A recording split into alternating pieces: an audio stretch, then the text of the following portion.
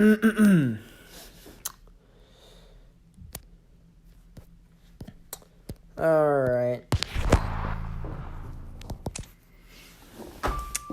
guys, this is you could join into this stream if you want.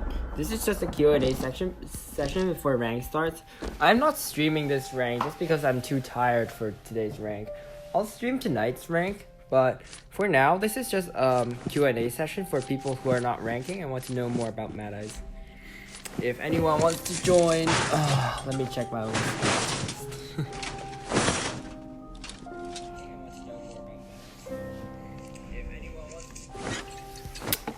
So, I'm gonna explain to people who don't know. Nope. I'm gonna tell you about the various mechanisms of Mad Eyes. So first of all, I noticed that not many people look at the announcements from the devs when they make changes in their test server. So I'm gonna tell you how many seconds does every wall that is close to every different object, including the ones near chairs, your consoles, your cipher machines, your gates, etc., etc. And how long is it? How long are these walls and their ranges? So let's begin. 你好，我这里想解释一下风眼的各种的墙的这种的距离，就时间各种风眼的墙在各种物体附近的时间会有多长。首先呢，我们要看一下控制台比较容易的。好了，我从放墙开始，1、2、3，1、2、3、4、5、6、7、8、9，大约9秒吧，你大约当9秒左右，就一个控制台附近的墙，就大约9秒左右。然后我们看一下这控制台它这个范围的距离在哪里？首先这里3。我们是从这里看，我们就能看得出这个控制台的这个范围是多少。基本上有那么大，反而到这边就没有了。这边就比较久一点。然后这些墙现在就结束了。控制台附近的墙还是比较短的，都是9秒左右。接下来咱们看一下密码机附近。3、2、1，开始。1、2、3、4、5、6、7、8、9、10、11、12、13、14、15、16、17、18，还是挺长的，比我想象中的长一点。18秒一个墙。我再看一下。Alright, I'm gonna count in English this time. For how long do walls last around cipher machines? So I'm gonna look into the cipher. 1, 2, 3, 4, 5, 6, 7, 8, 9. Oh man, god damn it. I have to put us on running. Alright, let's count again. 1, 2, 3, 4, 5, 6, 7, 8, 9, 10, 11, 12, 13, 14, 15, 16, 17. About 17 seconds. is how long walls will last around cipher machines. Yeah, you can see. It'll last pretty long. So one seal in the cipher is gonna last for about 18 or 16 to 18 seconds. If you seal it perfectly, it makes it stall for a pretty long time. And as for the range, we're gonna have to use this cipher again. Get off this cipher. Alright. So it's gonna do a long wall. So let's see how wide do these walls last.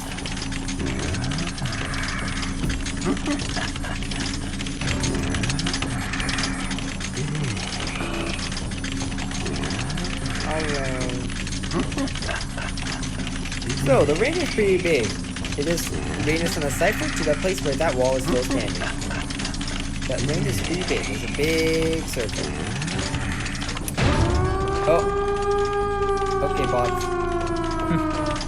Well, it's a good time. Let's take a look at how long it lasts near 2. 1, 2, 3, 4, 5, 6, 7, 8. So it is pretty long. Now, before they open the door, let's see how long the range is. So we'll see if the doors disappear relatively quickly. The range is pretty same. It is similar to the console range and the cipher machine range. So I'm gonna assume that they have a really similar range if you're talking about before I grab this little thing.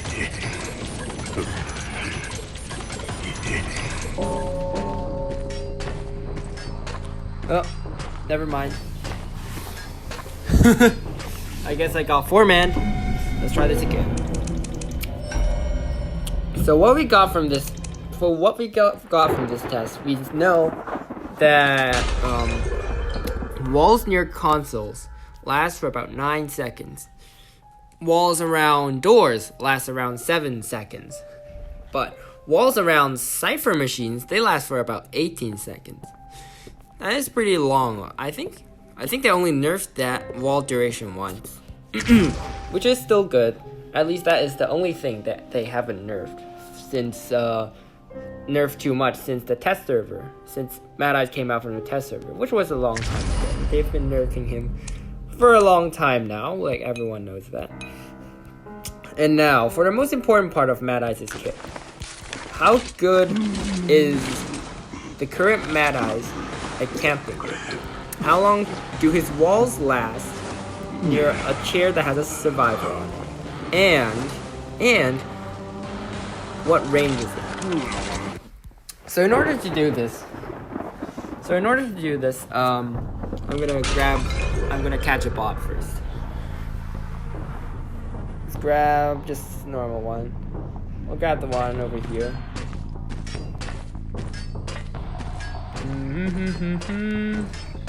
Where are you, bot? Oh. I see you, bot.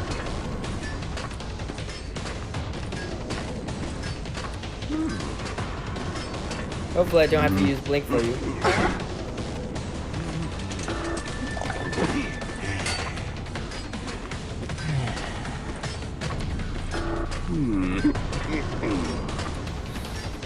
And because if we're gonna do this, we might as well do kill 2 birds with 1 stone. Let's put her on the chair, and let's see if a wall that is both near a chair and a cipher machine is going to last for 5 seconds or 18 seconds. Now we see here. So we're gonna count how long it lasts. Okay, 3, 2, 1. Count. 1, 2, 3, 4, 5. Exactly 5 seconds. Alright, let's test the range now. We're probably gonna have to let them save because this chair doesn't have enough energy. Let's grab another box, shall we?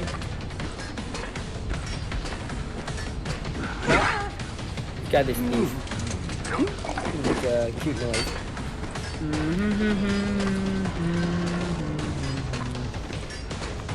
Come on, please stop running away. Much faster than you did.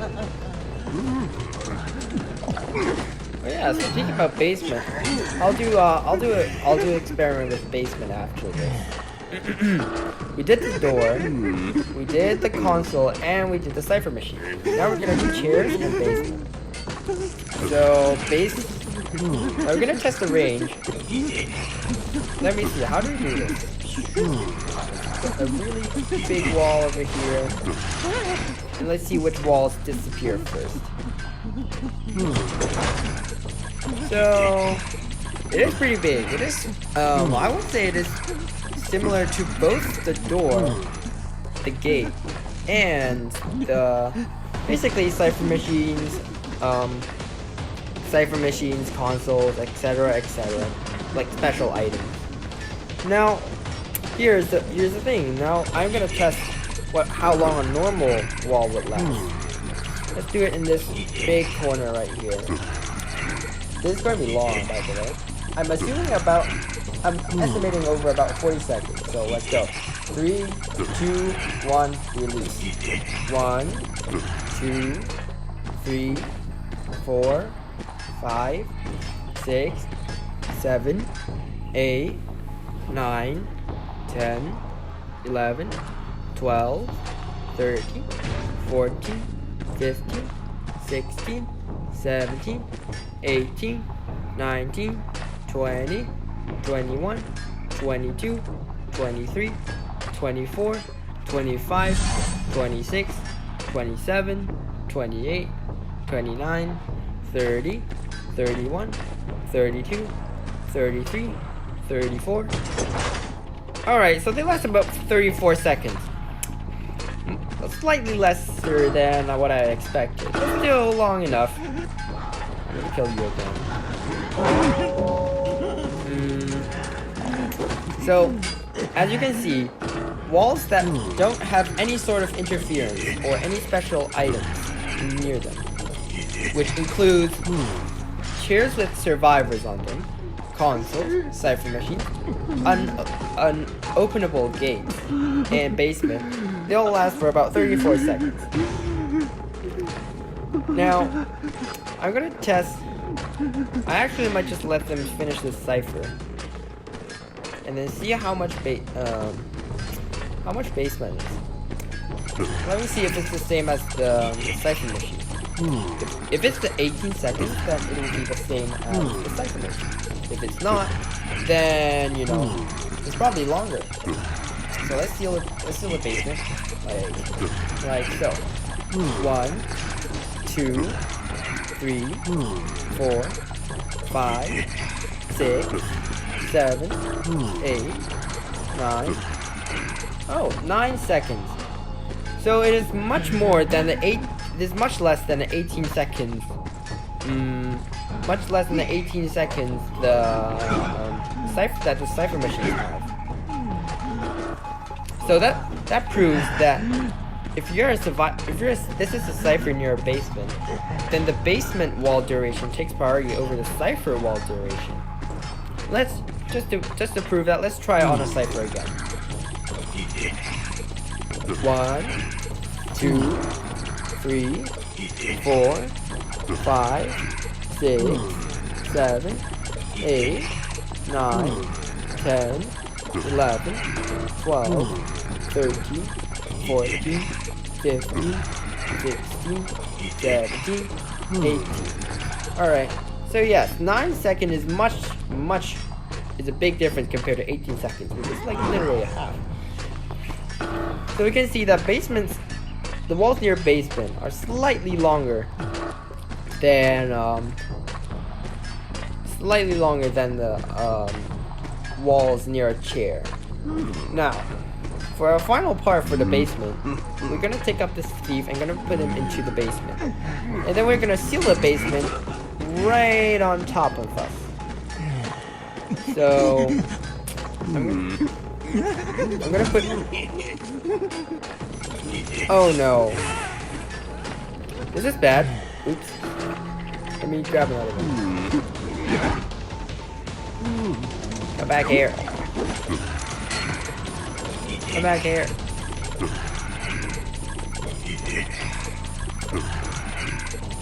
Get back here. Alright, let's see. How long would a wall last if you put survivors on a chair in the basement? Well, it will also tell you why you probably shouldn't do basement camping as a mad At least we got one lawyer. Alright. So the chair's right here. 1, 2, 3, 4, 5, 6, 7, 8. Okay, so from this test, it is pretty easy to see that at 5 seconds,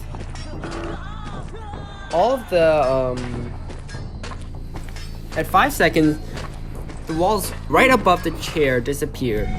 But after 9 seconds, which was what we tested for the basement time, at 9 seconds the walls next to basement but not near the chair disappeared.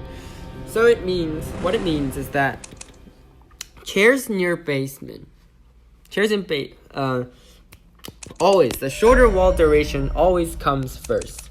That's the rule for Mad Eye's walls. Now let me see. What else do I need to check? What else do I have to? What else do I have to? I guess that's basically it for Mad Eyes. Now let's talk about Moonlit. Let's talk about Moonlit, shall we? Since Moonlit is a special map, since it has a really special area that has been nerfed recently.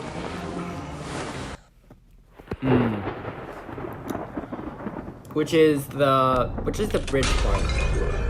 The bridge has been nerfed due to survivors complaining, which is this area that I'm standing on right now.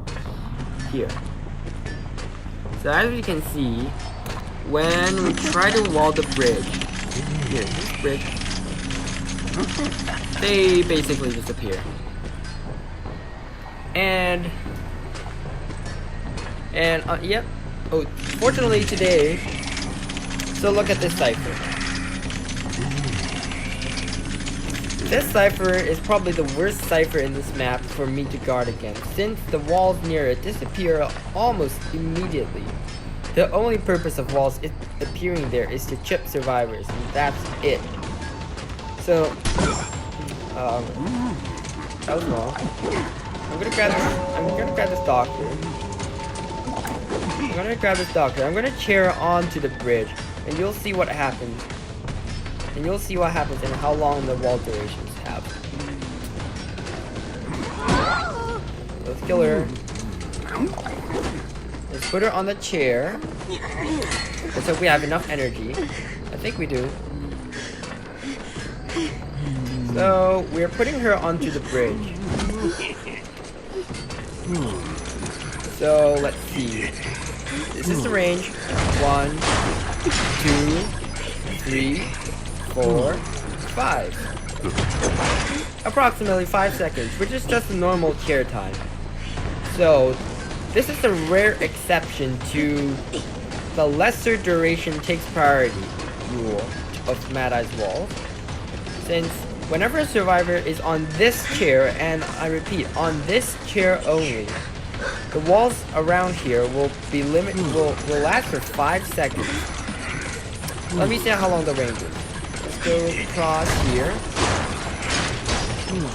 1, 2, 3.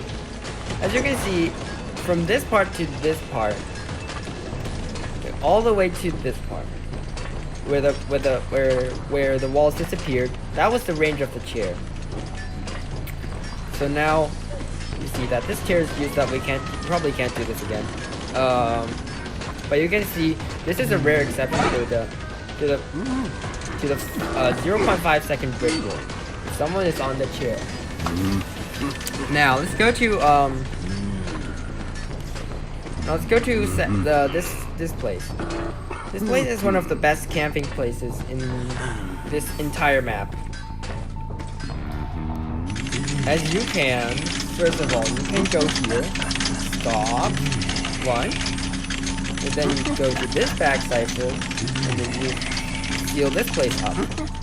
Now these two places aren't affected by any console or cipher or chair in their vicinity because they are relatively far, as you can see. This is why they're probably not going to disappear anytime soon. They're going to last for the 38 seconds, full 38 seconds. Meanwhile, I cannot go through unless I vault through it. The survivors, on the other hand, they can't come in unless they're a priestess. They have no way of coming in without vaulting the walls. So remember, one wall here, one wall there. Note that this chair is here. It's here. It is not affected. Even if there is someone on this chair, they will not be affected. Trust me. I don't have a survivor to test this on, or maybe I should. Let me grab a survivor. Survivors. You my guinea pig, please.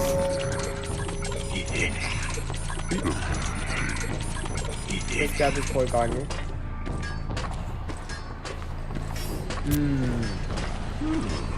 Where are you, gardener? I'm going to put you onto the chair. Let's put it inside.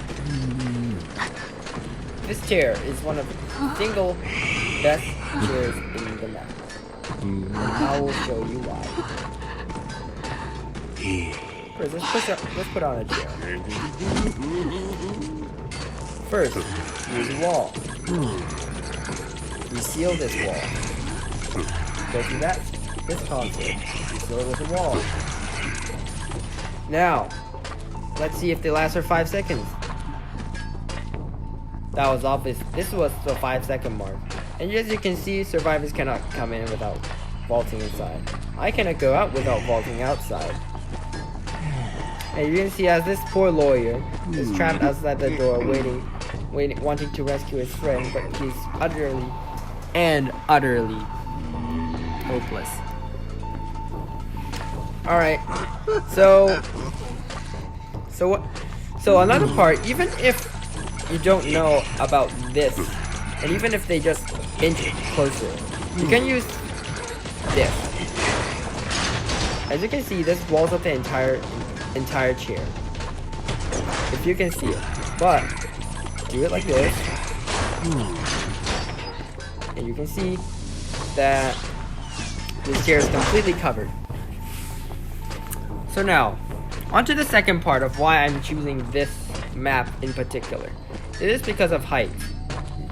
So the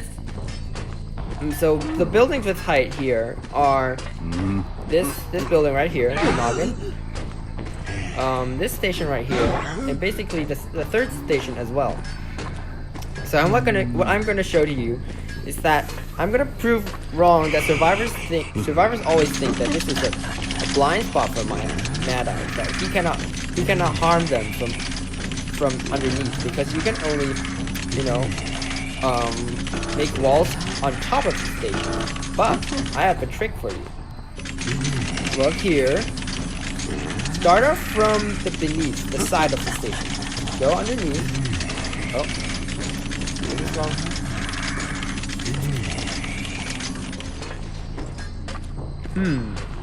As you can see, you can go underneath the station. And let me go underneath. Let me try this.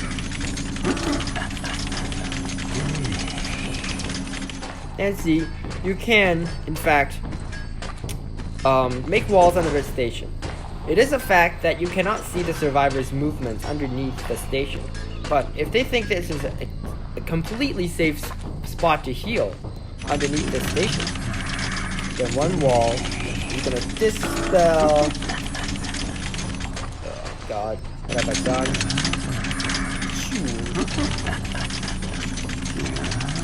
See that wall? Totally reach. Totally reach. Totally reach. I did not fail. I did not fail anything. Yep, it totally reached. Same for the third stage. As you can see, the wall is underneath. As you can see, the wall is underneath. So what do you need to do? Look from the outside.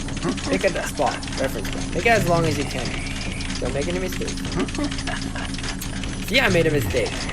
Obviously. Hopefully. Alright.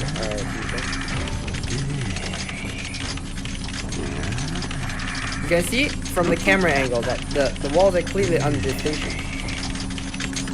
You can cut across this. You can cut from underneath this station as well. Oh, I'm not out of energy. Let's go back to this station. Go. Oh boy. So I have to make. Alright. This was a mistake. This is a mistake. Don't copy. But I'm gonna move on to the next section, which is this stop. Survivors think I can't. The only thing that stops me from harming them is that they do not know. They do not know that I can make walls in that underneath that big bowl, underneath that big shelter. But as you notice that I can. Now we're gonna use a reference for this. See this bucket near here? You can directly, if you draw a straight line, it goes straight to the front seat of the roller coaster. So what you're gonna do is you're gonna go into this console, look at the bucket,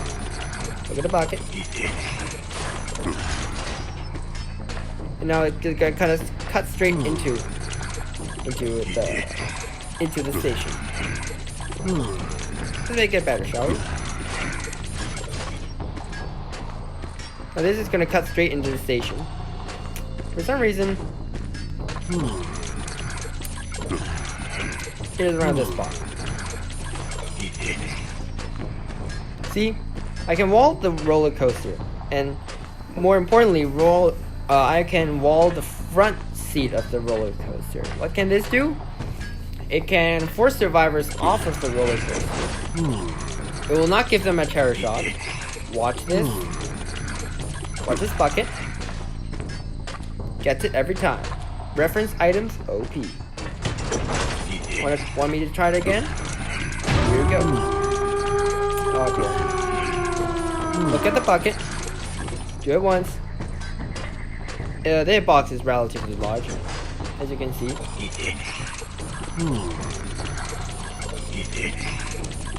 Be fast. Be fast with it. Go. Look at the bucket. Go in the middle. It basically was close enough. If I was gonna do it fast. Look at the bucket. In the middle. As you can see. Alright, stop opening. Now, another trick you can do with stations like this is that you can completely, if someone goes on to the stage right here, where this wall is, and tries to loop you can go into the console right here, and then you can take one wall like this. Same with one wall is this. Take one wall. Do it. There is no debuff unless there's a cipher machine here. They will last for the full 40 seconds. The survivors have no way of entering the roller coaster like this. And if you're close enough, they will know how to stay away from the rail. They will not be able to go into the roller coaster.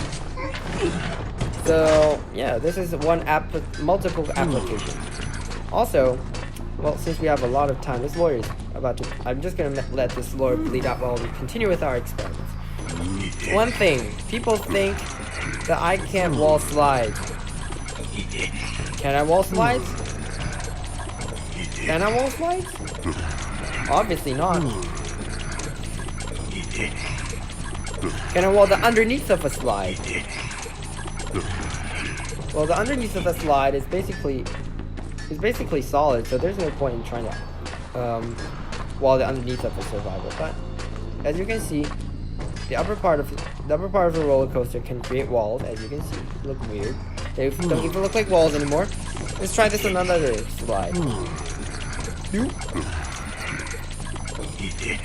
Notice that if you wall it like this, you won't be able to get back down. But then you wall it like this, and then that's a trap for you. And then you wall that part, and that is a complete trap. And then you can use, overclock. Ooh, I'm so good. Ooh, I'm so good. I'm so good. The only weak part, yeah, I can still wall him. Yeah, you cannot drag walls at this point. You can only tap. As you can see. Tap. And tap. So, yeah, that's basically... I guess this is basically it for the moonlit part. You know anything? Oh, you can also do this. It still works, it's just that you can't see it. You can see that the walls are over underneath. And you can blindly just move straight. Look by the side, there's a big straight wall underneath. You're not having illusions. So, yeah, this is the end of the Moonlit Park version of Mad Eye's tricks. Now, what I'm gonna move on to is Hospital. Hospital is an underrated map when it comes to Mad Eyes. Everyone says, oh, look, inside that people can heal inside the hospital on the first floor and Mad Eyes can't do anything about it. That is true, but every map should have a blind spot to make it fair play for survivors. It is a really obvious spot and a really easy spot to heal at, since it is literally in the middle of the map. So what I'm gonna showcase is the two large consoles in the middle of the hospital. When you look on the map over here, you can see two consoles on the area where I'm at, which is where the arrow is. You can see the one on the top, in the middle, and the one on the bottom, on the front, sort of front, the northern side of the hospital. One, which is the northern side, is the one I'm standing at right now. So this will look straight up from the field, with limited field of vision. Let's take a tour, let's see how long it can see for. So we can see basically a big part of the outside of a hospital, just around this part. You can see that I can seal entrances like here. I can seal entrances like here. And let's see if I can make it. I can seal entrances like here. But I've run out of energy. But you get the point. So now this is actually not the best console in this map. The best console is the one upstairs, which is this one. This one, you can see a lot of things. You can see from here, from here, from here, from here. Go straight, straight, straight. I can see there's a survivor decoding here. Oh, look, okay, let's not use too much energy, shall we? Continue our field of vision tour. And then we are back to the outside, and we go back inside. We can see the majority, second floor. You can make tunnels like this, and the traps, to prevent people from going up the stairs.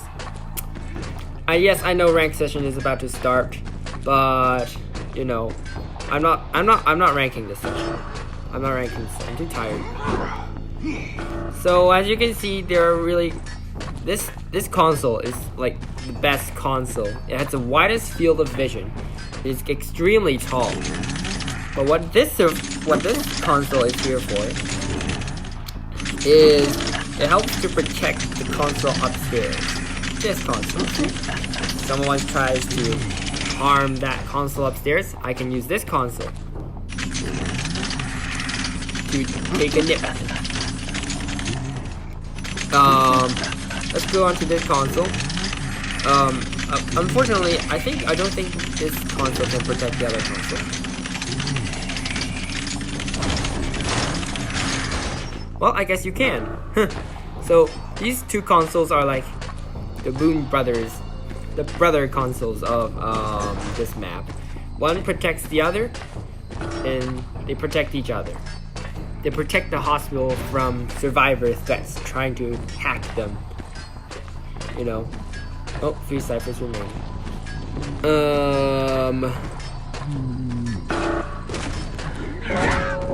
Let's kill this thief. Alright. So now, we're gonna talk about, before I leave, I think I'm gonna talk about the cooldown of making walls. So, I'm gonna tell you, from every wall you can see this fence icon floating up. And that is the cooldown of the skill of the wall. So 1, 2. So if you're not under overclock, which is the second ability, which I don't have right now because you know I need survivors to help me get more presents. Give it to me. And now let's put this lawyer. Where's this lawyer? I mean thief. Let's put this thief on chair to just lure all the survivors so I can get more presents.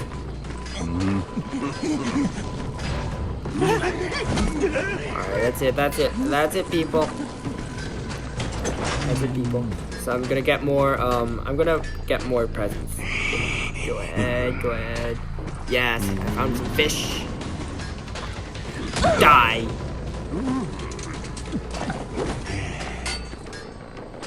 Oh no, thief got rescued.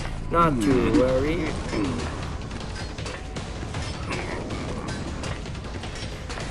Not to worry. I'm going to use this to get max presents. So, we got to max presents. So now I'm going to tell you how long overclock lasts. You're going to press this button on the right hand corner. This is how to start overclock. Go to... You can do this on every cipher, so you can see this one still has this icon up. Use it again. Use it again. Use it again. Every console has its own overclock button. It is not a skill that Mad Eyes has. That's why you can't press it here. It is his second skill, but you cannot. It is not technically his skill. It is the skill of the console. I'm gonna kill this thief because ciphers are getting way too clunky. So, as you can see, overclock refreshes every 30 seconds.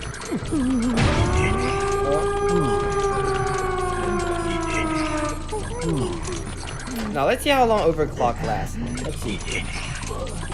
30, 29, 28, 27, 26, 25, 24, 3, 2, 1, 10. So it lasts for 10 seconds. Overclock lasts for 10 seconds. 10 seconds is probably enough for Mad Eyes who just wants to wall in survivors extremely quick. In addition, using overclock, the benefit of using overclock over not is that you can sort of spam walls, semi-spam walls, to trap in survivors, like so. Now let's compare this with no overclock. 1, 2, 3. Takes forever, doesn't it? Well, no problem. Overclock not only uses less energy, but also heightens speed. Well, there's not enough energy. Crappers.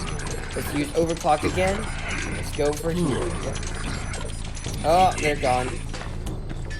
So as you can see, overclock has a major difference in walling.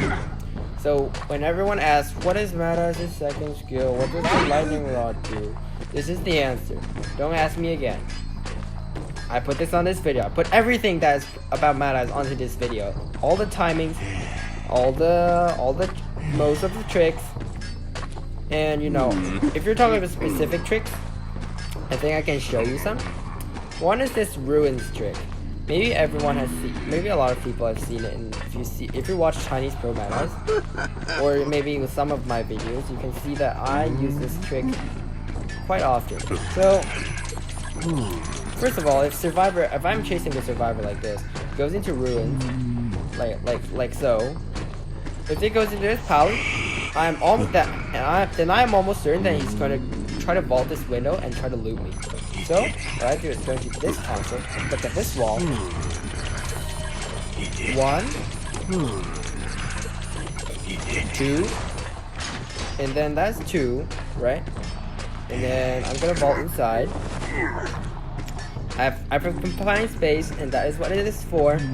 So now we have a 40-second lasting, completely shut out from the outer world. That lasts for 40 seconds.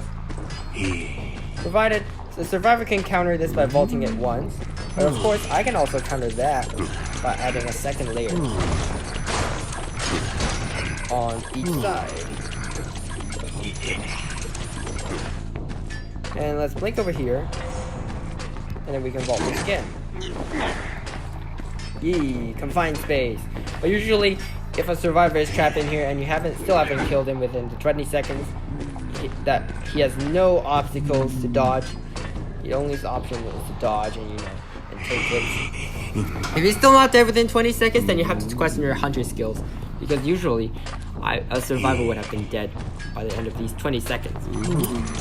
So if you just want to cut off the survivor's route whatsoever, just go here and do this. This will prevent the survivor from looping anyway from this part of the ruins to the rest of the ruins. If he goes in here, seal it like so. Seal it like so. Now this denies access to window. Oh, Doctor died. Oh no. Well, you get the gist, don't you? Hopefully you did. Please comment. Please comment. If you didn't get it, I'll have to do this again. So this is one of the tricks. Now I'll show you another trick on another map. Let's go to Lakeside. I honestly don't like this map a lot. But, you know, sometimes you're just gonna have to face it. Now what I'm gonna show you is that the chair on top of the boat is extremely strong. It's extremely strong. So first I have to grab a survivor.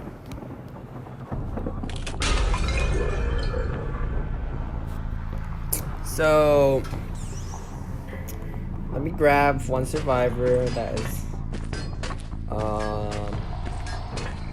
is spawns on the shore.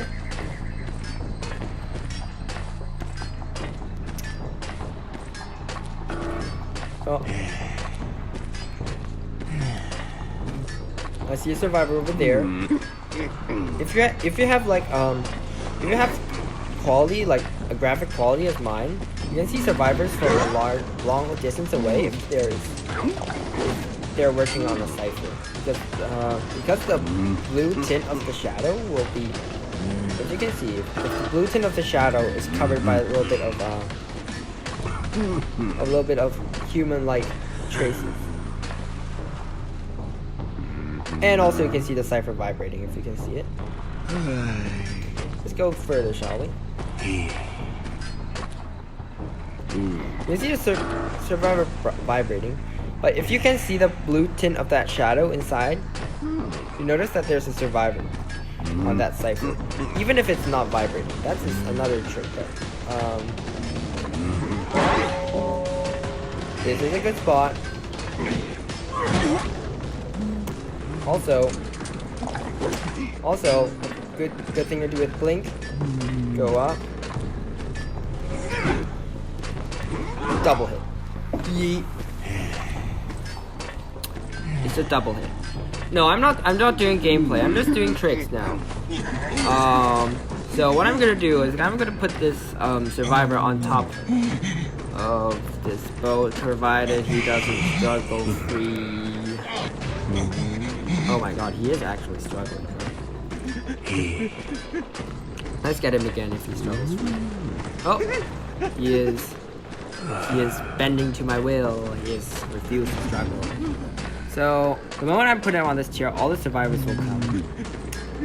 Let's make him leave first. Now, the blatant steel survivors have left enough. Now I'm gonna put him on this chair. Then I'm gonna go fast. First, a wall off this bridge. Then a wall off this part. Finally, a wall off this part. Let's see if I do. Let's see how I do.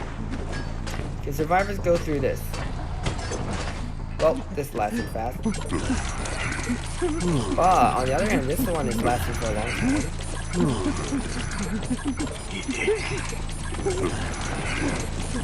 So let's just seal off this part instead, okay? This part. See that they're all waiting on top. That means there is no other possible way that they can come in. So, as you can see, this is a complete seal. They can do nothing but watch their teammate die in despair. And this is why this chair is one of the best on the map. There's no way, literally no way, they can get inside without vaulting in. If they go around to these stairs, I'll show you what happens. If we go around to these stairs, they will get blocked. See? If they go around those stairs, we'll see what's... Oh, there's no more. There's nowhere. If they go around those stairs, block this way, then there's no way that they can go up here. Maybe... Nope. You cannot go through. There's no way you can go through. Maybe if you're an acrobat, you can jump up here. But that is probably the only way. And there's no way our acrobat is rescuing first. Because the only rescuers we know are mercenaries. Just gonna link this. And you can see on this boat, you can seal this so that survivors cannot go up. If you have the time, seal this. Or if you don't have less time, just seal this. That is the window. I believe. Yep, that is the window. So it will prevent the survivors from jumping down and looping you. So you can get a free hit. Now this cipher you can just wall them in. As you can see. This is a really good cipher to camp. And now my overclock is up. Some people think that if this cipher is this console is decoded, this one, right? It's decoded. They think that no one then do anything about it. But this console says no to that. You see that tint of that survivor right, that cipher right on that right upper corner? Go. The survivor won't notice it. And now let's see if I did it properly. See? Survivors can't go in. So that cipher is technically guarded by two ciphers. By two consoles. And let's look if I did a perfect job. Nope, I actually did not do a perfect job. But it is the best it is probably like a spare option since the main option is already being decoded by survivors. And you can see that this doctor wants to decode, but she can't. Any more tricks? Alright. In this map, two consoles guard the gate. One. You can also seal the entire gate right here. If they're busy just trying to opening the gate, you grab them here. Just overclock and you spear them a few more times. Do it a few more times horizontally, diagonally, like this. And apart from this, there's also this cipher.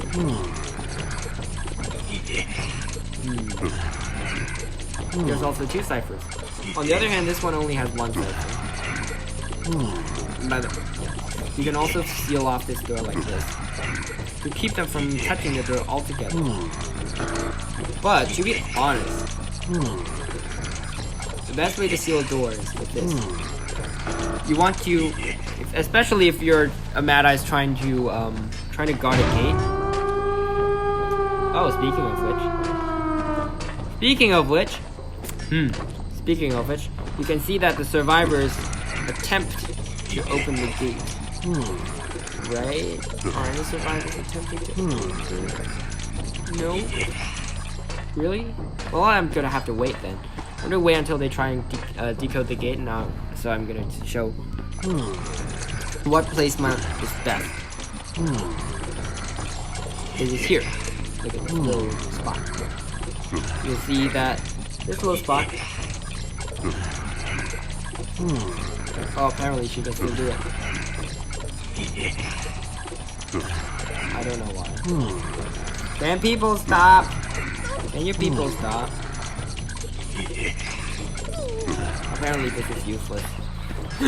Apparently this trick is useless. You have to seal the entire door so it works.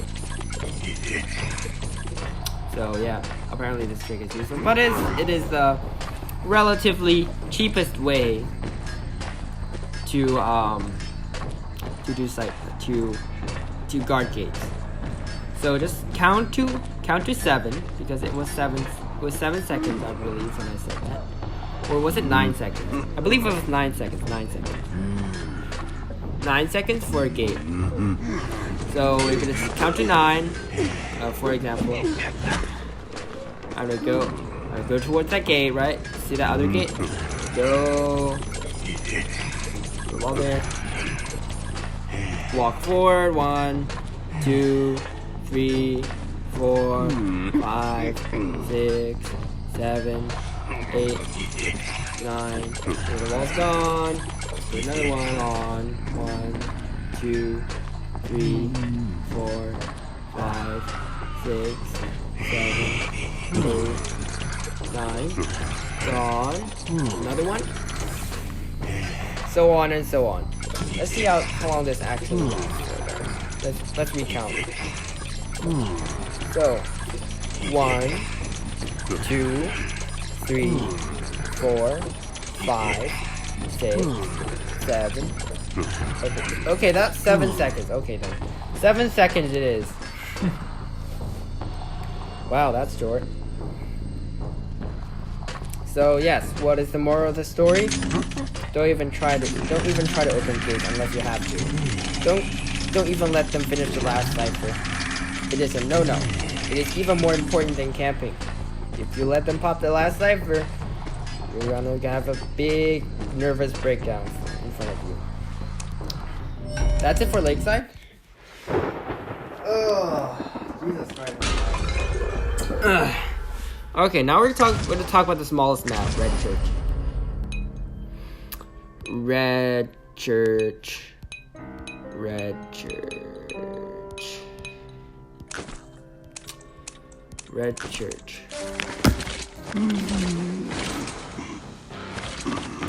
Red Church. Do do do do do do.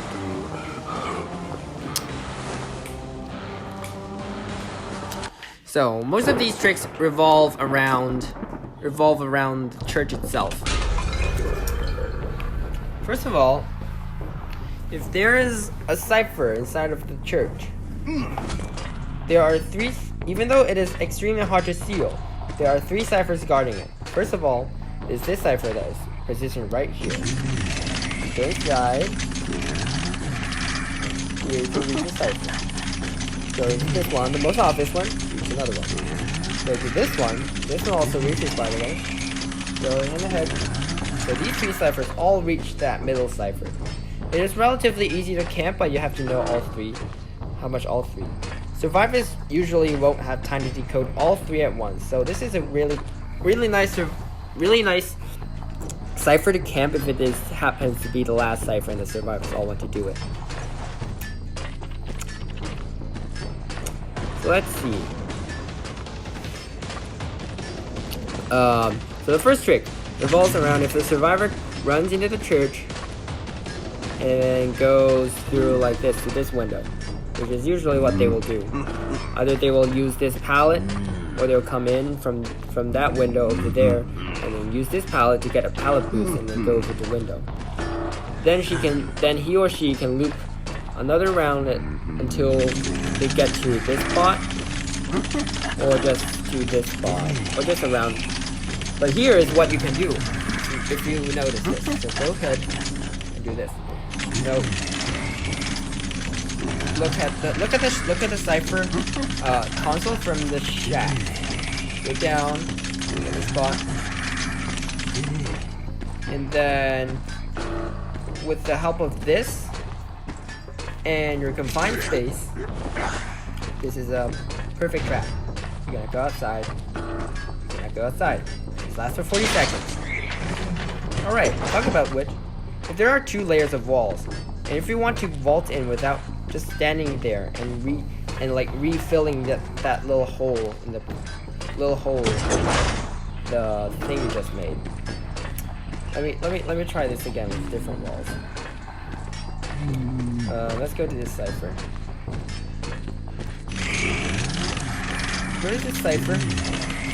We can make a big wall, for example. Then make another big wall. And then never mind. Let's make another big wall here. Wall number 1. And wall number 2. Let's assume a survivor is trapped in here. And then we can make one little extra layer over here. Let's blink through it. See that extra layer? Vault in. This is gone. The wall is still intact. Isn't that great? Double layer strategy. Now you can just vault in without having to, if you were to just vault like this, like, oh my god, I have to stand here and I have to make this thing work. Also, another thing. Okay. Let me down a survivor first, so this game gets along as long as possible. 2, 3. These are bots, so they can just use some sort of willpower thing.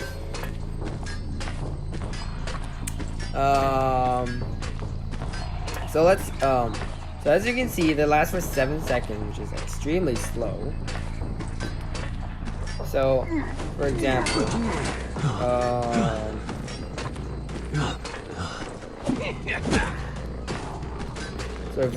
if you trap the survivor right here. 1. Right here. Normally, if you're vaulting like this, if you don't move, god damn it. If you don't move, okay then. Let's go to a place with no console nearby, like this place. This place should be good. This is an area. Don't break it. Don't break it. Please don't break it. So let's do this. You vault inside, and you just don't move. The survivors will not be able to get out. But if you want to move inside of the construct, do the same thing again. Let's make another wall, shall we?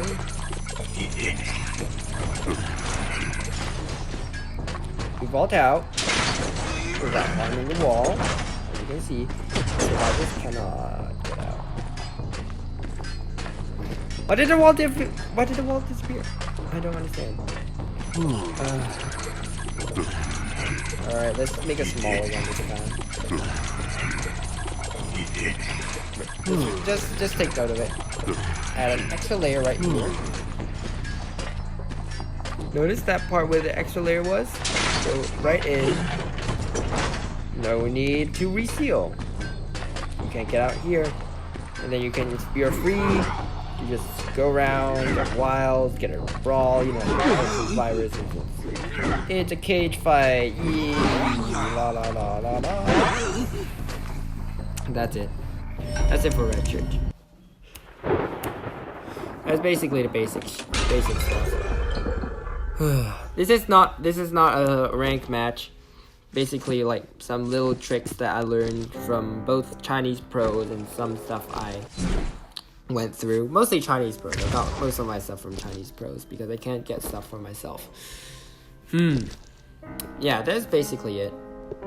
I have some more little tricks, but like they're usually not like too good for like people who are trying to make Mad Eyes. Mostly for people who want to learn how to counter Mad Eyes for a fact. So I'm not gonna reveal too much of them in the case that one day survivors can use the knowledge of these tricks against me, you know. They should just figure them out themselves. So yeah, that is it. Oh wait, never mind. I'll talk about the best tiers in every map before I go. Yes, it is for you guys. Instead of the ranked match that I'm supposedly gonna bring you, instead I'm gonna give you the 2 best tiers of every map. Every map. First of all, this map. Best tier number 1. Everyone knows this. They learned it from the tournament. It's this one. Best tiers mean that you can steal the chair with just one wall. You can do this. It is guarded with 2 ciphers. This is really hard to do. You can see how hard is it. And you can see it covers it barely. If you're right next to it. If you're right next to it, you can see that it covers basically most of it. But survivors can still rescue. It used to be located right between in the corner right there, but like survivors started complaining about the being stuck inside the chair. So they moved it out, and now it is significantly harder to reseal with. So let me try again.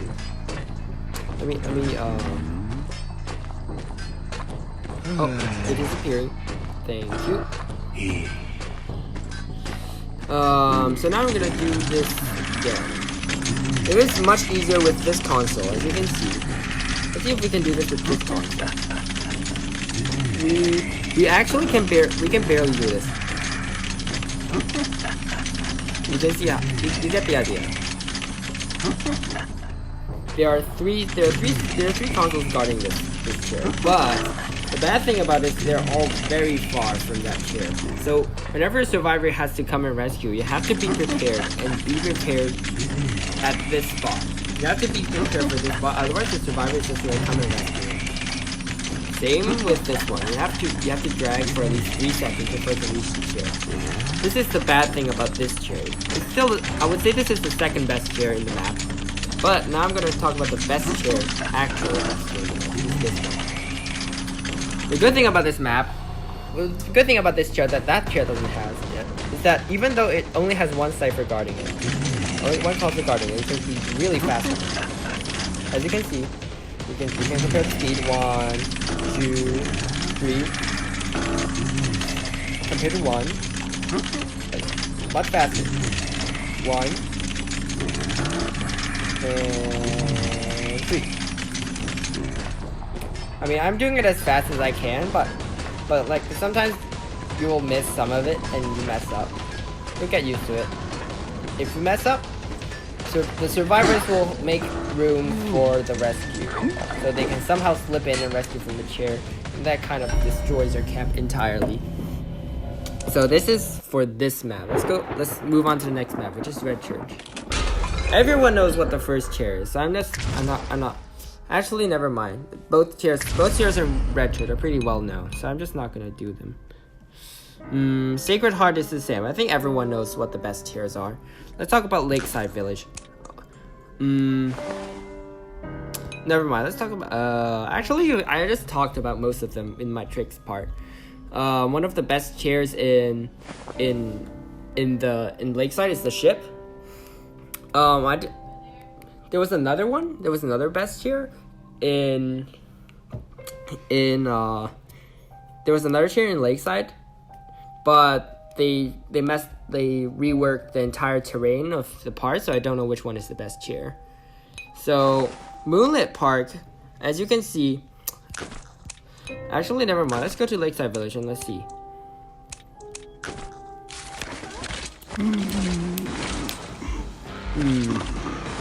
Oh, if you want to see my build, it's right here. See this beautiful build. So it has 3 Control Freak, 3 Hunt, Up, 3 Berserker, and 2 Raid.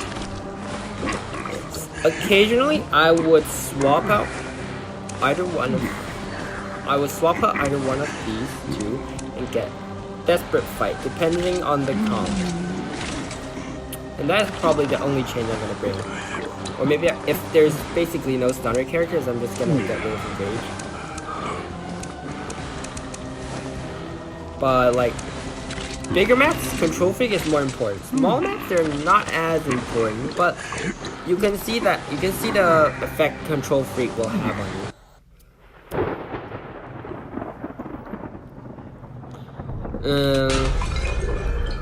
So let's go to Lakeside.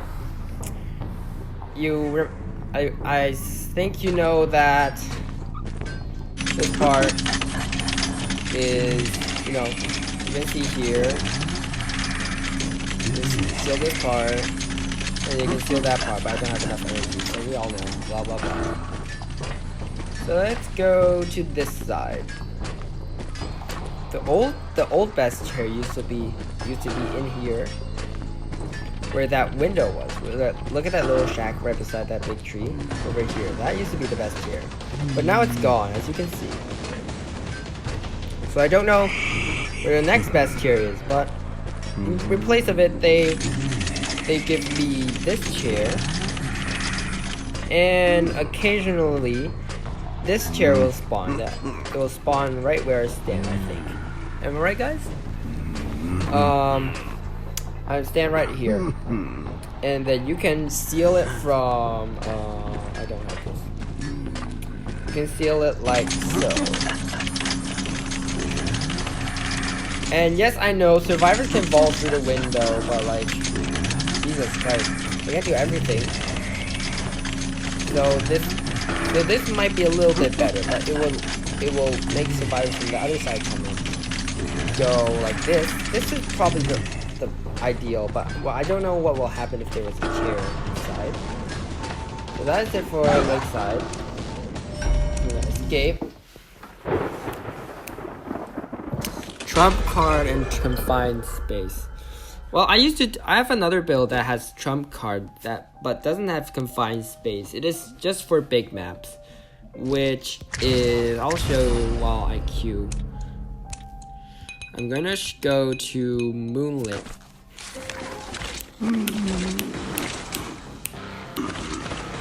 So apart from this build, I have this build. This build is mostly for big maps only. I use this instead of one for Berserker because it's just cheaper. Like this increases by 10%. For every upgrade, this only increases 5%.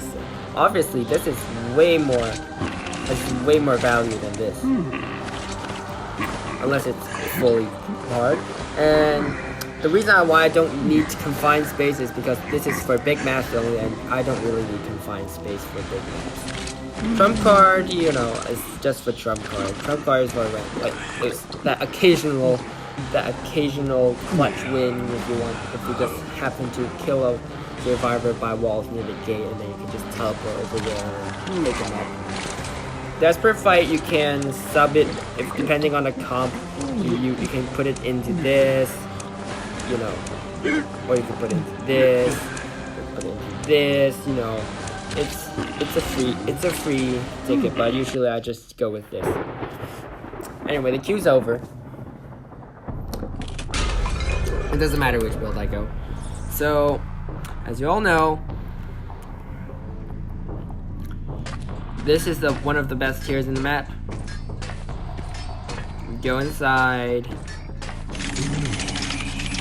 Survivor gets off. Phew. Let me see if I can go through this. I don't believe so. Eep. Yep, I'm stuck. One part. That is just one part. And then you go to this cipher behind the like this. And then if there's a survivor in here that's trapped inside, it's finished. The trap is finished. So the thief is just standing here because he doesn't know wherever to go, because every exit is blocked. See, even the AI knows that this trick is awesome. So the other thing, this is the chair I'm talking about. Not only survivors cannot come in, but even if they do come in, you have this wall that can seal the entirety of the chair. So it is literally the strongest chair of this map. So I'm just gonna let them rescue, because these walls last for 40 seconds, by the way. One in the back as well. So the other chair I'm gonna tell you about is this one. It's this one, right? This chair. This chair is new, since it is part of the new terrain that NetEase added to this part of the map, just to add more balance. So this is what you can do. Sealed one wall. Of course, there's a priestess. The priestess arrives, and she can't get inside, but like, priestess can go through any of the best tiers because she's Satan incarnate. And then yeah, these are the two best chairs in the map, and I told you about the rest of the tiers to move it. Let's move on to one of the least well-known maps in rank, which is Leo's Memory.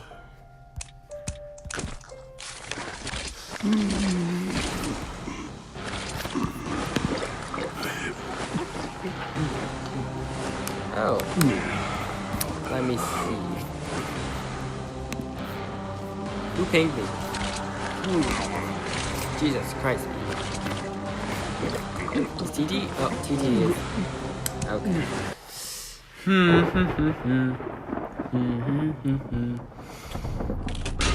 So, the best chairs in this map are the two corner chairs.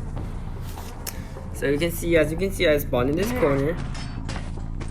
It is this chair right here where I'm standing. And why is this the best chair? And I will show you right here. Seal. There you go. It is sealed now. Number one. Now the next chair is go to the bottom right corner of the map. This chair is an occasional spawn. It is this one. Seal. Oh, I made a mistake. This one is the delicate one. But on the other hand, there are two consoles guarding it. This one is probably the fastest. This one is much easier to seal, but it only has one console. This one is harder to seal, but it has two consoles. See? It is extremely hard to find the right angle. But yeah, that's it for the best chairs. This is tired. That chair next to the container is good, but it's not what we call a one seal chair. It is good. Because it has like at least, I think it has 2 to 3 consoles guarding it. It is pretty good. especially if you have overclock. If you don't have overclock, actually what you can do with it is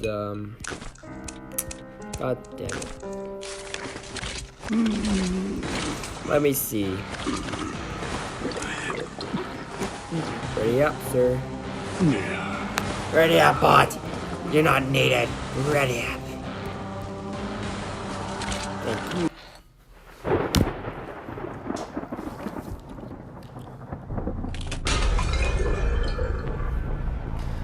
No, I was not gonna do rank anyway. So, with that chair next to the... So you can see that this is the chair Gabriel was talking about. So you can see this is one cipher. You can reach from here, 1, as you can see, 2, 1, 2, and then I believe this is the third one. Oh no. So, can this one reach? Yes, this one can also reach. So it is technically guarded with 3 ciphers. It's 3 consoles. So, but if you don't have overclock, one thing you can do is, for example, here's 1, and then here's 2. Oh, and then here's 3. This trick is it is not quite ideal since it takes quite a long time to do. Oh, that one is like decent. It's not as good as that best chair, which occasionally spawns. It is actual the chair that spawns in that location is actually a choosing between that the chair you were talking about in front of the container and the one that I was showing you in the right hand corner. So obviously I would pick the chair that was in the right hand corner. I don't know how the spawn logic works. But if you find it and you're in range of it, use them. They will give you a bigger advantage than if you did like just a normal chair. But of course it is situational. These chairs only work when they are full energy. They work the best when they have full energy. You can use them with half energy if you're just wanting to get some more damage. But if you want to get the survivor over half, then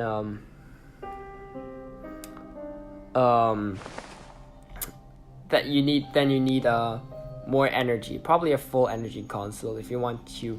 If a rescuer is nearby, and most likely, yeah.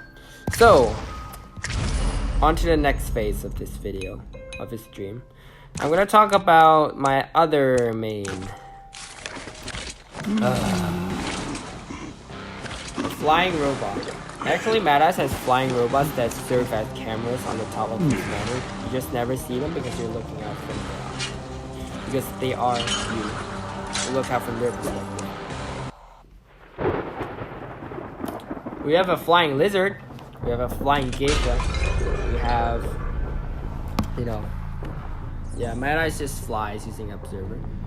So, oh crap, I need to get some presents first. I'm gonna show you 3 tricks. I think a couple of tricks. With Bonbon. Just for camping though. But I'm gonna talk about the really, really basic move, Bonbon. So, run! Run! Not to me! Oh. So, I'm gonna go in like this. Technically, he would have gone this way, so I would have gone this way. I'm not used to this bot. Literally, why is this bot dodging all of my bombs? 1. Okay, this is the basic trick. Okay. So, I'll show you a 15-second bomb. So throw this. Throw this. So this in turn creates like an octagon shape in which the survivor is pretty hard for the survivor to dodge. So I'm gonna use this with a 2-second bomb so that You see it again. 1. So you see that. 1, 2. 1. You can create the octagon just by standing inside the circle as well. As you can see, what it does is that I can aim at the palette, even though it was not short, it was not long enough. So now what? The next thing I'm gonna do is I'm gonna get some presents to get my remote bomb, because it is the next part of the strategy. So now let me see if I have 3 bombs. So I'm gonna go throw one in front.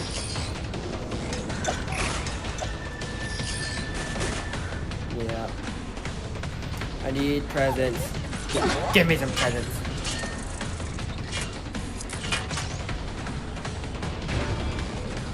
Well, I mean, it is pretty likely that they're gonna nerf bonbons camping. It is pretty OP.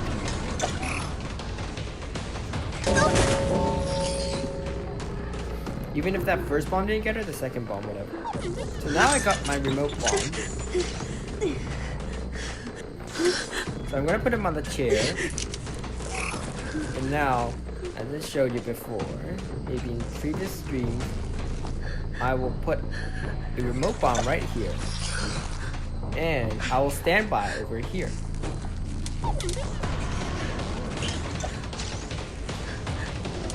So, what this does, come on over here, bots.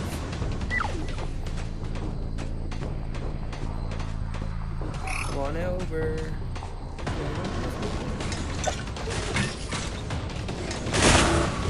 So, the thing it does is that it does two obvious things. It didn't work on the bobby, I didn't see it in the rescue.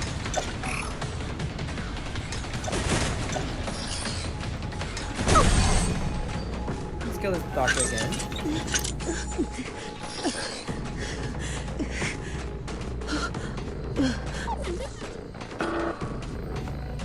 Oh, I got to tier 6 3 times as well. Alright, now that our remote bomb is back again, let's try this again. So what I'm gonna do, put it over here. I'm gonna put the second one over here. And now I'm gonna use a 2-second bomb. So go ahead and rescue.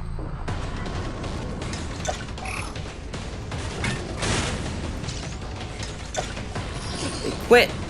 God damn it, doctors, you're such a pussy.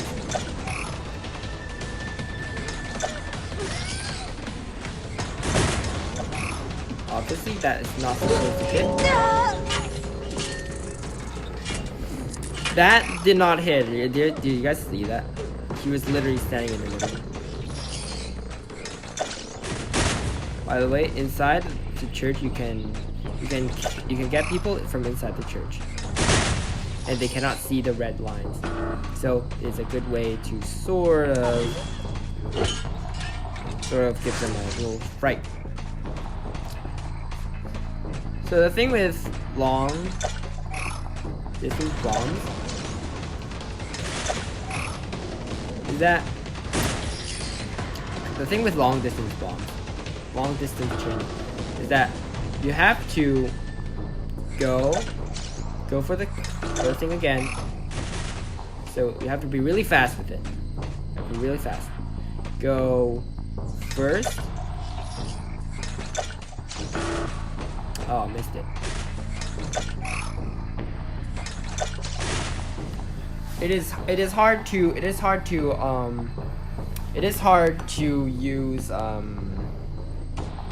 use them in a chase, but of course you can still use them in a chase. For example, like this. But you have to be really wary of the distance, because you are walking, and then if you just throw 2 maximum distance bombs like this, they're not going to chain. So I have to be really considerate of the placement of the first bomb. So go like this, like so. You can do this while walking. Practice it. It will be useful. So it went straight for the pallet, for example. So it went straight for the pallet. If anyone was trying to camp this pallet, then they would die. Oh yes, I am in Northern America, so this ping is pretty good. The other thing I call is the sealing technique. So I put one bomb here, and then I seal it over there. So what I'm gonna do is put one. Oh, I failed. Screwed up. So one. This is another usage of that trick, the basic trick I showed you earlier. One.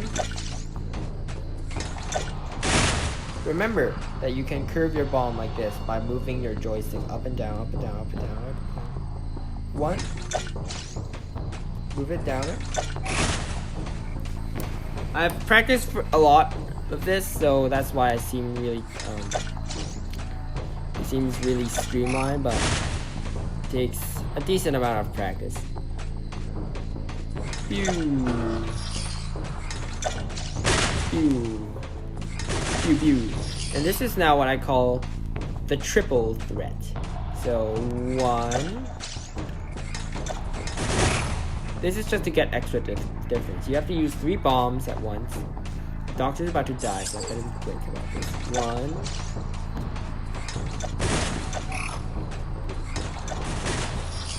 So I have to get to 3.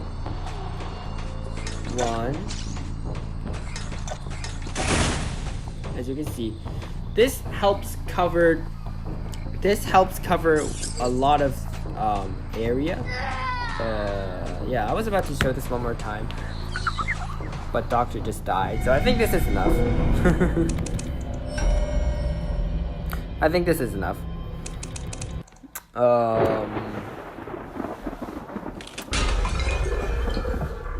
So let's talk about my bonbon build. So currently, I like to use pallet breaking speed with bonbon. Depending on the comp, I can take this out and put this in. But 2 levels of pallet breaking speed are here to stay, and Berserker is also here to stay. Trump card is also here to stay because sometimes that teleport is gonna help you control the map better. You're not on really rare occasions are you going to switch to abnormal. Mostly because abnormal doesn't work that often. And if you screw up and they happen to have prime 2 ciphers, then you're screwed. So switching to teleport for trump card is usually the best option for bonbon. And it also goes well with the fact that I use blink as my first trait, so that if I switch to teleport early, I got 50 seconds less cooldown. So I guess this is basically it for the tips and tricks stream. I don't have much more. As of now, I'm not maining any more hunters since 2 is probably the best I can manage. Abnormal Dreamage is bad. It is definitely bad. But if you manage not to screw up at all, she can't do anything. If you manage to heal and remove remove followers, remove leeches in a really orderly fashion, there's not much you can do. Conserve your pallets, and conserve your windows. Don't be rushed if you're going as a Dream Witch, Mad Eyes, or Photo Boy. Take it slow. Even this would not be the case if it were for like a hunter like a spider or a feaster or like any other chase hunter, since if you take it slow, then that means they're going to have more chances of bringing another survivor, eliminating another survivor before the game ends. But for control type hunters, you actually have to take it slow because they don't have a strong ability to eliminate survivors, but on the other hand, they will need. But on the other hand, they are really good at just using up the survivor's reserves or items. They're really good at using up survivor resources. Self-heal is one of them. Items are another one. Time is a really crucial part. They use up more of survivors' time because just take Mad Eyes for example. Survivors need to decode Mad Eye's consoles, and that takes time. If Mad Eyes seals one of your cipher machines, it's gonna take more time. Like I said, it lasted 18 seconds. And so, but what is so dangerous about these hunters is that if someone screws up early game, they can use that to snowball the entire game, and then make relatively small advantage into an extremely big advantage that is almost irreversible for the survivor team. So what you have to learn if you're facing control type hunters like Mad Eye, Streamers, or Photographer is don't be rushed. The more rushed you are, the more likely you are to make mistakes.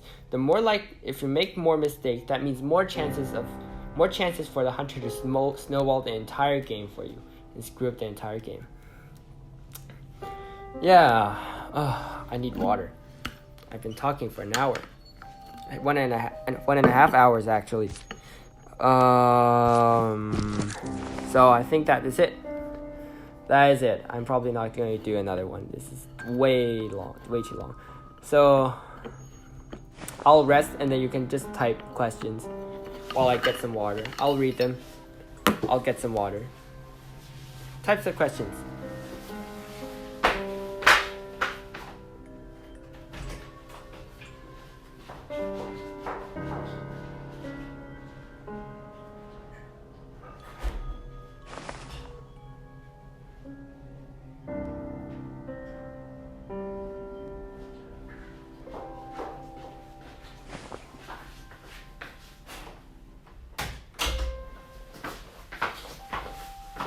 Ooh. Any questions, guys?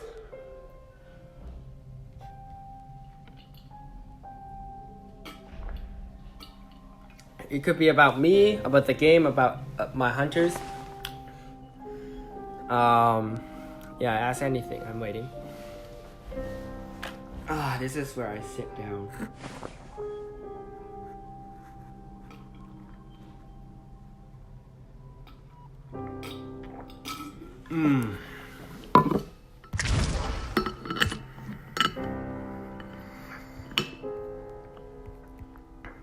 We're just gonna watch it.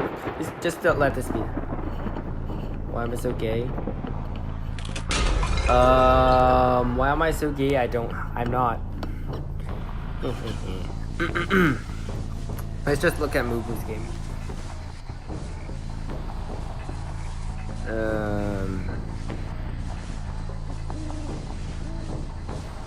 This is me, by the way. Just ask anything.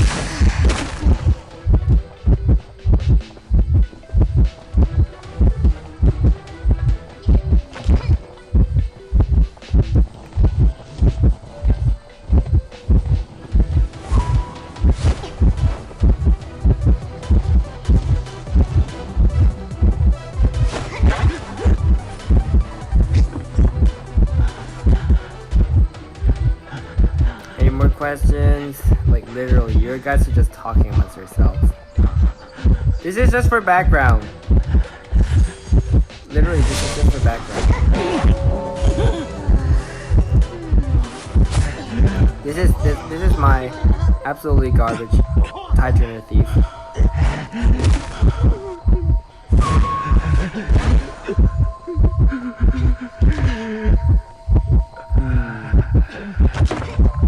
I mean, I'm okay with it, but like, no, I'm not. That is my really simple answer. As to why, do you ask people why they're gay? There's no reason why they're gay. The fact that they're gay means that there's no reason behind it. It's mostly emotional. Alright. Well, I answered it. I answered it. I did answer it.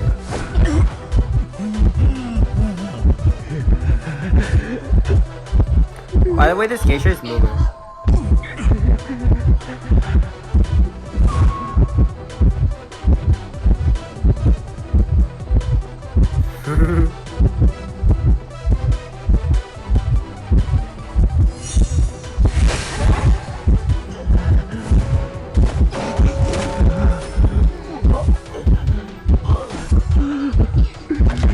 Oh, about patroller on photo. What about patroller on photo? I mean, I think there were some top photographers that did patroller, but it basically does the same thing as Blink.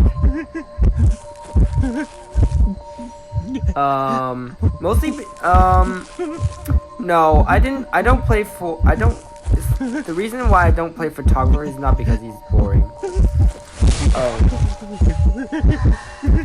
It's mostly because Photo Boy and Mad Eyes have pretty much the same type of hunter, and I don't need two types of hunter in my roster, to be honest. It is relatively easier, but at that time when I was playing Mad Eyes and considering maining Photo Boy, I didn't know any of the spawn cards. Yes, I knew. I was in Mammoth rank and I saw Moomoo's. I saw the old champion frame and I knew it was either Moo or Miramon. So I just used these because they both use Geisha. Who do I main for? I think that should be pretty obvious. I started off as a Dream Witch main. My second main was Mad Eyes. My third main was sort of Feaster. I wanted to main Feaster, but then he got banned. And then I moved on to Bloody Queen, and then she got banned. And then I moved on to Bon Bon. And then now I'm back to Mad Eyes again. I just recently got back to Mad Eyes just because I feel more motivated to play it. I used to be really not motivated because his hitbox was like garbage compared to that of Feaster and Bloody Queen, and his speed wasn't that great either. His chase wasn't too good, but then I just thought of a new strat and started using it. Oh, as Survivor? I mean, I'm a really easygoing person. I just adjust the team's needs. I can play forward. I used to be a top 100 forward. You know, no one cares about it. But for now, I like to use Explorer in rank. He is more useful than you think he is. You can Explorer plus Mechanic double decoding. If they find me first, the Mechanic gets free rank. It is the same with Mind's Eye plus Mechanic, but on the other hand, the Explorer has some advantages that Mind's Eye doesn't. I don't have speed boost, don't judge me.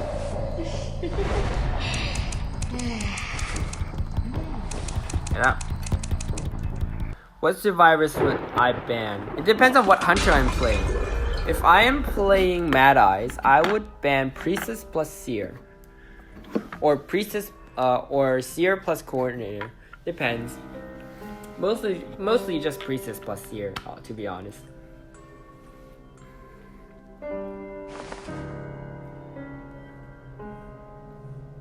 On the other hand, if I'm playing Feaster, then I would ban if I was Feaster, I would ban Seer plus Mech, most likely. Just a standard ban. Bloody Queen, yeah, same, basically the same. Bloody Queen, I don't really have to ban Priestess, to be honest, just because I have that auto teleport function in small maps. On big maps, on the other hand, to be honest, big maps are one of Dream Witch's best maps. No one just notices. I think big maps are the best for Dream Witch. She has a lot of space. Survivors need to walk further to remove leeches. and the ciphers are much slower.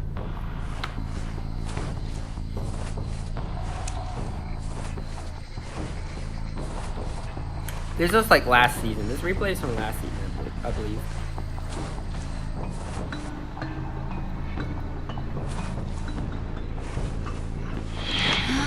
I don't know if I want it, to be honest. What did it say? Yep,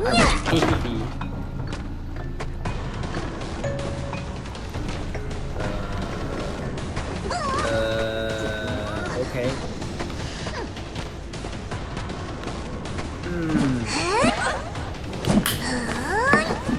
Any more questions? If you don't have more questions, I guess I can end the stream after this replay. I believe I put this on a video before. Maybe you guys don't even notice. I don't know.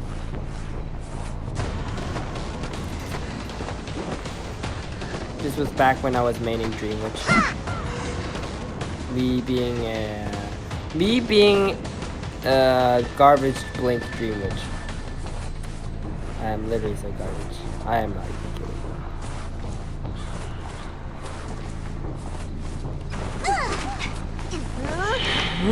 Look how garbage I am. Literally, my followers get stunned, I don't even care.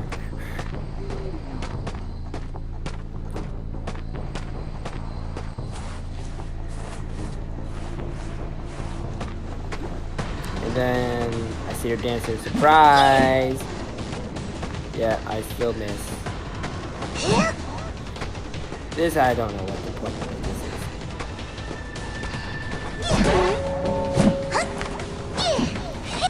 I finally get up down. It does not. My Mad Eyes literally doesn't love anyone.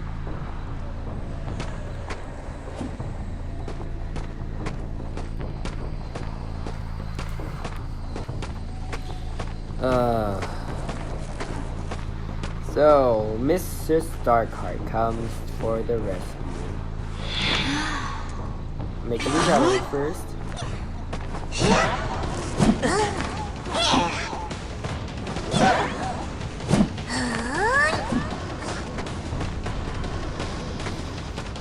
Gonna use some extra elbow pads out of him.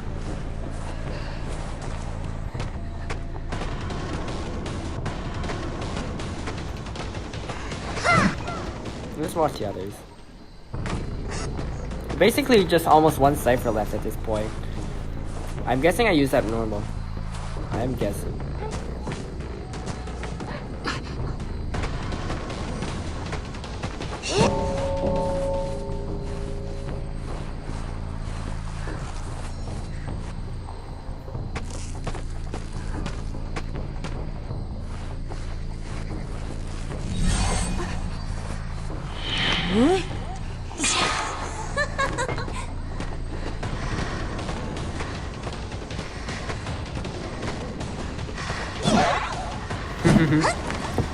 When you encounter survivors body blocking, you have to juke them. They will try to juke you, but you have to juke them as well. Otherwise, you'll just hit the wrong survivor. So now there's one entire cipher left. One person is dead. It is decent for me. Since I'm Dreamwitch. Just because I'm Dreamwitch. No other reason. I'm just manually controlling this follower just because I don't want him to struggle free.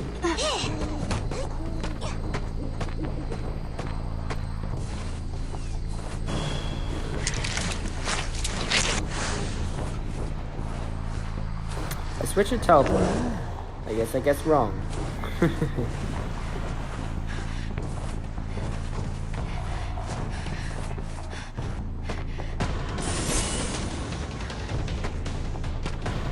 So this is my old style. Just use up all of their materials. So I use one perfume.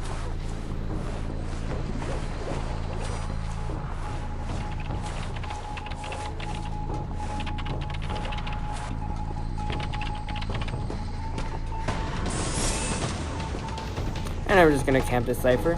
I don't really care.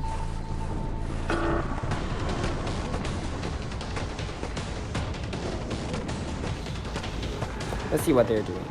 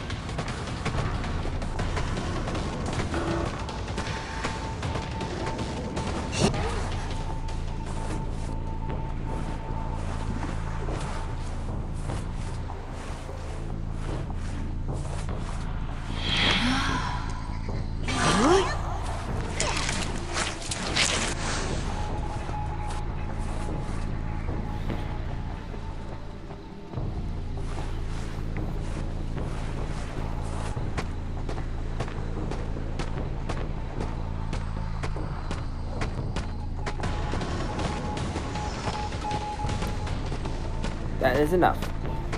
One.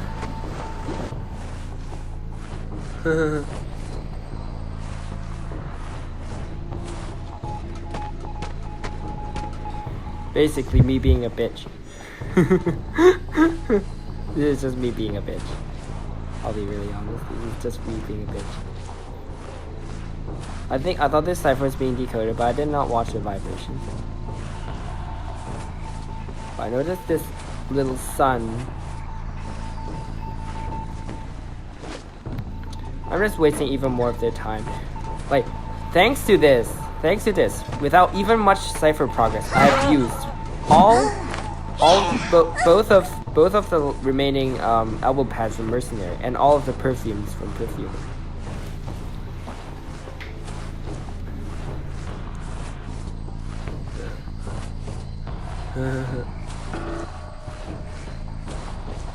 Oh my, what is my favorite skin?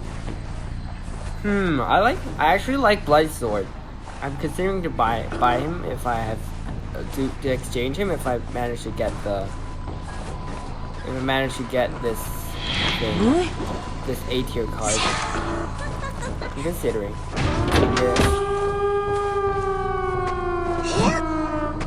Obviously I fail.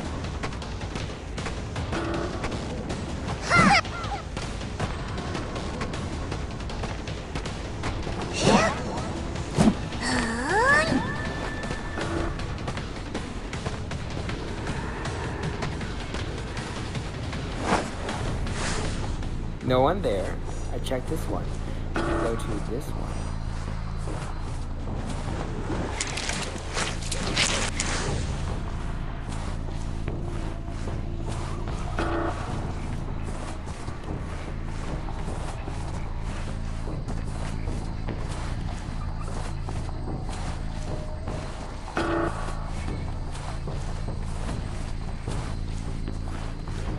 Well, at least my follower is really fast. Lol. I mean, you don't even need money for me to face rebuild, really honest.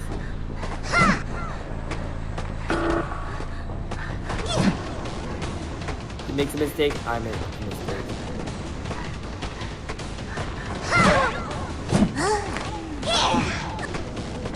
She doesn't have sticker.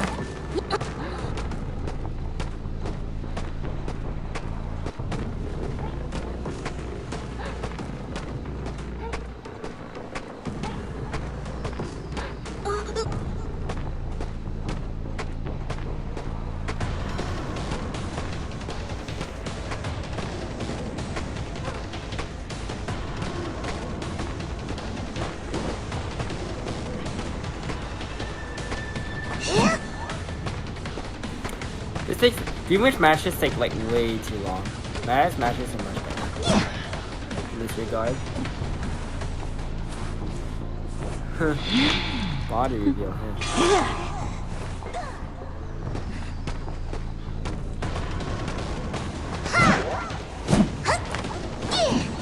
That's why I have a follow over there. Die.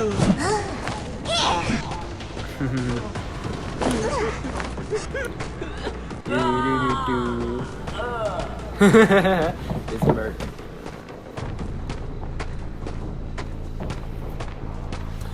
Alright.